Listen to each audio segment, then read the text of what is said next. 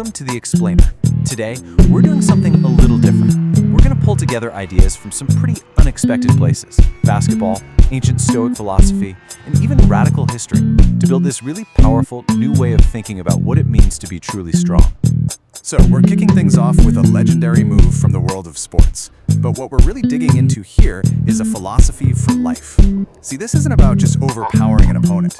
It's about understanding a system so deeply that your actions become perfectly efficient, almost invisible, like they're just a natural part of what's happening. And this move was so deadly because the intent behind it was just perfectly executed.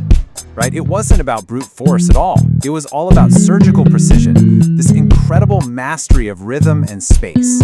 So the big question is, how can we take that same elegant logic and apply to the very idea of strength itself? Well, that brings us right to our first major principle: power without brutality. You know, for centuries, really smart people have argued that our whole understanding of power is basically backwards. We see aggression and we think, oh, that's strength. But what if that's wrong? What if lashing out isn't a sign of dominance, but actually a sign of fragility?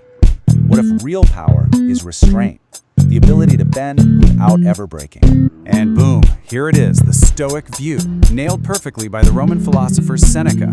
He taught that real strength is holding back. It's the power to be completely unaffected by provocation, to keep absolute self-control. Those big destructive outbursts, that's not power. That's a failure of your character. It's a crack in your armor. Okay, so let's put ethics aside just for a second and look at how brutality is actually a failure of pure logic. What if harming other people isn't just morally wrong, but is actually a really bad strategic mistake? Believe it or not, economists, criminologists, and even mathematicians have all kind of landed on the same conclusion. Causing harm is just inefficient. I mean, when you really calculate the effort and the risk involved in doing something destructive versus the reward you get, well, the math just doesn't add up. It's a fundamental strategic error. In fact, check this out. When the political scientist Robert Axelrod ran these computer tournaments to find the ultimate survival strategy, the winner wasn't some super aggressive backstabbing program. Nope, it was a simple, kind of elegant strategy called tit for tat. It just starts by cooperating, and then it mirrors whatever its opponent did last. And it proved that over the long haul, cooperation isn't just some nice idea. It's pretty much a mathematical law for success. So, we've pretty much established that harming others is inefficient, right? It's a bad move. But some thinkers took this idea to a whole new, radical level, arguing it's not just illogical, but physically self-defeating. Let me introduce you to John Walking Stewart.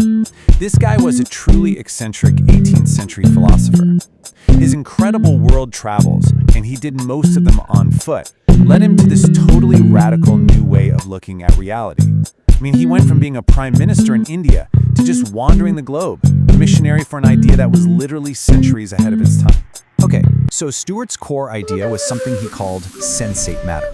He believed that every single atom in the entire universe registers and holds on to the feelings of pleasure and pain. Now, just think about the implications of that for a second. Since all matter is constantly being recycled, harming another creature is, in a very real physical sense, harming a future version of yourself. And if you follow that idea to its logical conclusion, you end up with this extreme form of egalitarianism. I mean, if we're all connected at the atomic level, then every single living thing deserves the exact same consideration for its well-being. No exceptions, period. Later on, thinkers like the socialist Henry Salt formalized this into what he called a creed of kinship. His argument was that you can't logically fight one form of injustice, like, say, human slavery, while you're participating in another, like animal cruelty. For Salt, all these forms of oppression were all tangled up together, and you had to challenge them all at once. So, we've got these huge ideas floating around, right? From Stoic restraint all the way to cosmic interconnectedness. But how does any of this translate into action? How do we actually build this into a practical method for achieving mastery in our own lives? And this brings us right back where we started, back to Kobe Bryant. His famous Mamba mentality can really be seen as a system for applying this whole fadeaway philosophy. It's not just about working hard, it's about an obsessive focus on the details, a totally Stoic-like resilience when you fail, and the fearlessness to just practice and practice until an action becomes so automatic, it feels effortless and completely natural. You know, a key principle here, and you see this in martial arts too, is being non-telegraphic. The legend Bruce Lee taught that the most powerful move you can make is one that gives absolutely no signal of what you're about to do before you act. The goal isn't just to surprise someone, it's to make your action feel like it was a natural, inevitable part of the moment.